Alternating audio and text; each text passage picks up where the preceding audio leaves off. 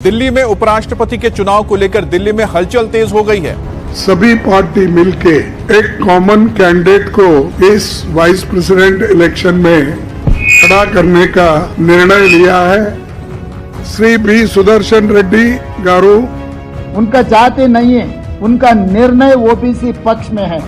इसीलिए आप सब लोगों से, जितने लोग ओबीसी के पक्ष में खड़ा कर रहना चाहता है, सुदर्शन रेड्डी के साथ जोड़ना है।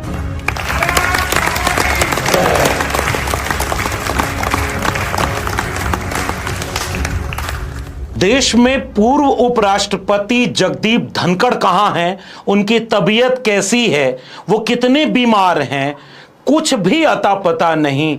कोई भी नेता उनसे मिलने नहीं गया, उसकी तस्वीर नहीं लाई गई।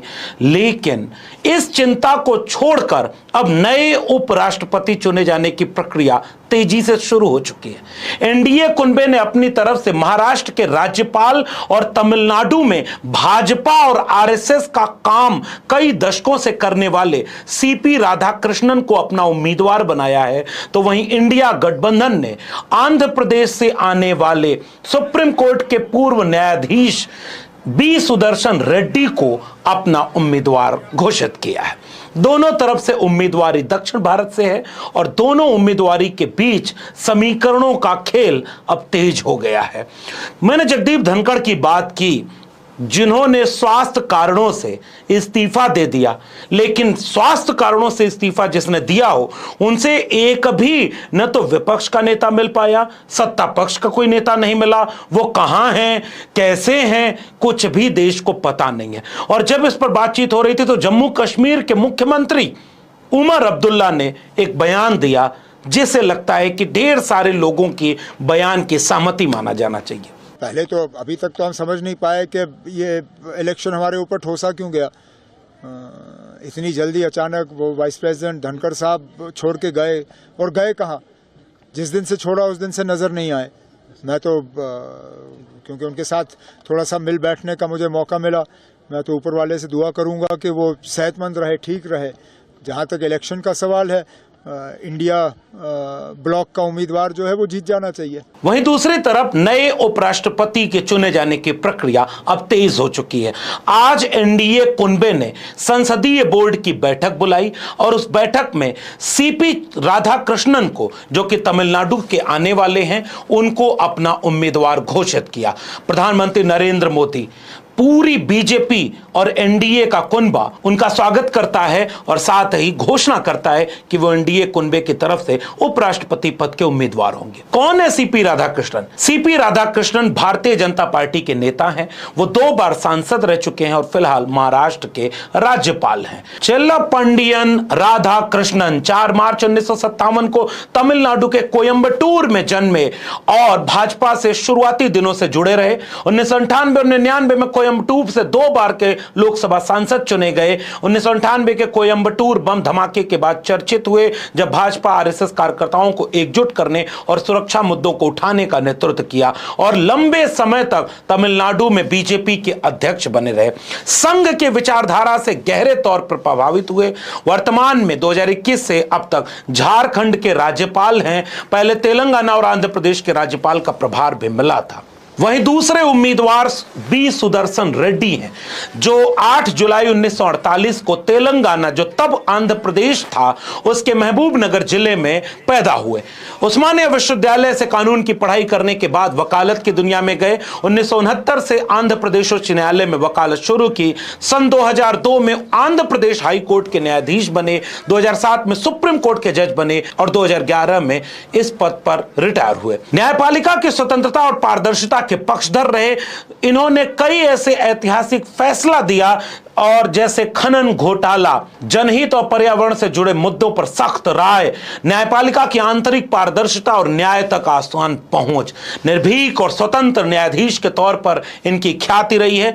रिटायर होने के बाद राजनीति में तो नहीं शामिल हुए, लेकिन सामाजिक और कानूनी मुद्दों पर मुखर रहे हैं। जब कांग्रेस पार्टी तेलंगाना में जाति गणना किए, जाति गणना के independent expert committee chairman is justice Sudarshan Reddy. उनके सुझाव से हम लोग 42% रिजर्वेशन कैबिनेट में पास किए और असेंबली में भी चर्चा किए, पास किए। वो 2 बिल आज राष्ट्रपति जी का पेंडिंग है। दूसरी तरफ जो एनडीए संविधान के खिलाफ, संविधान को बदलने के लिए, आरक्षण को हटाने के लिए, ओबीसी रिजर्वेशन 42% रोककर ओबीसी को अन्याय करने के लिए जहां पर कोशिश कर रहा है, उनके उम्मीदवार राधाकृष्णन, पर justice Sudarshan Reddy independent expert committee chairman for OBC reservation, उनका जाति नहीं है, उनका निर्णय ओबीसी पक्ष में है। इसीलिए आप सब लोगों से, जितने लोग ओबीसी के पक्ष में खड़ा कर रहना चाहता है, सुदर्शन रेड्डी के साथ जोड़ना है। यानी अब एनडीए के सामने संघ का और बीजेपी का एक नेता जो पुरानी छवि का है, वो तमिलनाडु के तरफ से उम्मीदवार है, वो तमिलनाडु के रहने वाले हैं और एनडीए के उम्मीदवार हैं।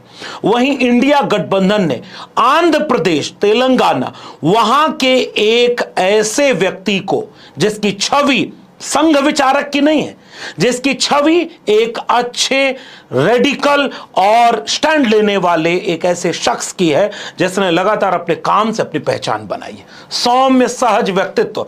लेकिन मल्लिकार्जुन खड़गे ने इस बात का जब ऐलान किया, पूरे विपक्षी दल का कुनबा एक साथ बैठा हुआ था, तो मल्लिकार्जुन खड़गे ने जिस बात पर जोर दिया, उस बात से तय होता है कि यह चुनाव एनडीए के लिए उतना आसान नहीं है। खड़गे ने यहां तक कहा कि यह विचारधारा की लड़ाई है।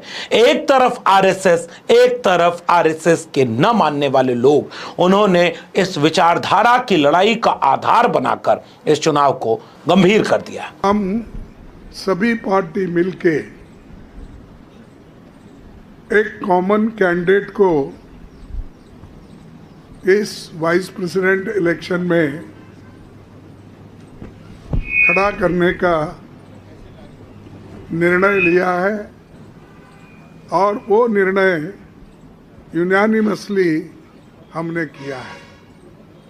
मुझे खुशी होती है कि सभी अपोजिशन पार्टी एक होकर एक नाम पे अगर मिल के लड़ने के लिए तैयार है तो ये बहुत बड़ा अचीवमेंट डेमोक्रेसी का और लोकतंत्र का है।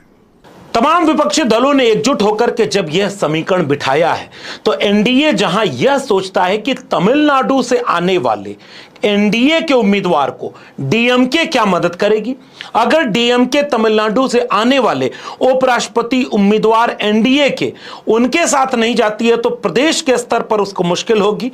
लेकिन दूसरी तरफ आंध्र प्रदेश और तेलंगाना, इस इलाके में चाहे वो जगन मोहन रेड्डी की पार्टी हो, चाहे वो खुद चंद्रबाबू नायडू हो, अब उनके लिए ये मुश्किल तो भारी पड़ गई। सबको पता है कि चंद्रबाबू नायडू एनडीए के साथ हैं, लेकिन चंद्रबाबू नायडू खुद एनडीए के साथ हैं, तो क्या वो दोनों एनडीए के साथ होंगे और तमिलनाडु के उम्मीदवार को सपोर्ट करेंगे? फिर आंध्र के उम्मीदवार को सपोर्ट न करने के पीछे उनकी प्रादेशिक राजनीति पर असर पड़ेगा, क्योंकि यही विसात एनडीए ने तमिलनाडु के लिए बिछा रखी है। तमिलनाडु से एक व्यक्ति को अगर उम्मीदवार बनाया गया तो डीएमके के लिए यह मुश्किल खड़ी हो गई है। लेकिन पिछले दिनों एनडीए की तरफ से नामित राज्यपालों ने तमिलनाडु सरकार को जितना परेशान किया है, जिसका मुंह नरेंद्र मोदी नहीं देख सकते, उनका नाम है एमके स्टालिन। तो क्या नरेंद्र मोदी एमके स्टालिन को फोन करेंगे कि भाई आपके राज्य के हमने उम्मीदवार बना दिए तो आप हमारी मदद कीजिए? तो अगर मल्लिकार्जुन खड़गे और इंडिया ब्लॉक चंद्रबाबू नायडू को अगर फोन करेगा तो चंद्रबाबू नायडू मना कैसे करेंगे? इस पूरे समीकरण में उपराष्ट्रपति पद का चुनाव दिलचस्प बन चुका है। अगर चंद्रबाबू नायडू आंध्र प्रदेश की पहचान के साथ एक अच्छी छवि वाले बी सुदर्शन रेड्डी का सपोर्ट करते हैं, तो ऐसे में यह पूरा चुनाव नए समीकरण बना देगा। संख्या की दृष्टि से बात करें तो एनडीए के पास बढ़त है। विधान परिषदों, लोकसभा और राज्यसभा में एनडीए के पास लगभग 54% सदस्य हैं, जबकि इंडिया गठबंधन के पास लगभग 40% है। एनडीए को 422 सांसदों के समर्थन मिलने की संभावना है और वहीं विजय के लिए 392। लेकिन कल्पना करिए कि चंद्रबाबू नायडू, जगन मोहन रेड्डी, डीएमके और इन धड़ों के बीच थोड़ा भी कोई इधर से उधर हुआ तो गणित गड़बड़ा जाएगी। और इसलिए अब यह लड़ाई जितनी हलवा समझ रहा था एनडीए का खेमा, उतनी आसान तो कतई नहीं रही। इंडिया गठबंधन की तरफ से इतना चाल चल के, सोच करके, दूरदर्शिता के साथ उसी दक्षिण भारत के, उसी राजनीतिक हलचल के बीच से एक उम्मीदवार उतारा गया, जिससे यह पूरा खेल अब कठिन होता जा रहा है एनडीए कुनबे के लिए। माना यह जा रहा है कि टीएमसी की सिफारिश पर सुदर्शन रेड्डी का नाम इंडिया गठबंधन के उम्मीदवार के तौर पर फाइनल किया गया तो बंगाल से लेकर के आंध्र प्रदेश तक नए समीकरण बिछ गए। और यह भी संकेत है कि विरोधी गठबंधन विचारधारा की इस लड़ाई में कई लोग बदल भी सकते हैं। इसीलिए एक बड़ी बैठक बुलाई गई और खुद प्रधानमंत्री नरेंद्र मोदी ने वहां तारीफ के कसीदे पढ़े। तो आने वाले दिनों में देश का उपराष्ट्रपति कौन होगा, यह बात पता चलेगी कुछ ही दिनों बाद। लेकिन एक ट्वीट वायरल हो रहा है, जैसे ही उम्मीदवारी के लिहाज से सीपी राधाकृष्णन का नाम फाइनल किया गया, एक सोशल मीडिया पोस्ट वायरल हो गई और उसमें इतना झुक झुक करके बंधन, अभिनंदन, क्या क्या किया गया, जिससे लोगों ने सोशल मीडिया पर लिखना शुरू कर दिया कि भाई इतना झुकने में जगदीप धनखड़ भी तो कम थोड़े ही थे, बेचारे झुके चले गए। बंगाल में भी आरएसएस और बीजेपी के लिए जो नहीं हो सकता था लिमिट से आगे जाकर किया। उपराष्ट्रपति बनने के बाद, राज्यसभा में सभापति होने के समय कितना कुछ किया। प्रधानमंत्री जी के सामने झुकते रहे, सांसद उनके खिलाफ मिमिक्री करते रहे, सदन की पीठ पर बैठकर आरएसएस की तारीफ जगदीप धनखड़ करते रहे। फिर उनकी तपस्या में कौन सी कमी रह गई थी कि उनको ऐसे विदाई मिली कि कोई विदाई समारोह तक नहीं हुआ। उस दिन के बाद से उन्हें किसी ने देखा तक नहीं, उस दिन के बाद से उनकी किसी ने हालचाल नहीं ली। लेकिन मल्लिकार्जुन खड़गे जिस तरफ इशारा कर गए कि यह विचारधाराओं की लड़ाई है, विचारधारा में एक तरफ आरएसएस की विचारधारा के लोग हैं और दूसरी तरफ आरएसएस की विचारधारा को देश के लिए, संविधान के लिए, लोकतंत्र के लिए उचित विचार नहीं मानने वाले लोग हैं। This vice presidential contest is an ideological battle. It is not just a battle, it is an ideological battle, and all the opposition party agreed on this. That's why we are contesting unitedly. यानी विपक्ष ने इस पूरे चुनाव को केवल दो प्रत्याशियों के बीच होने वाला चुनाव नहीं रहने दिया।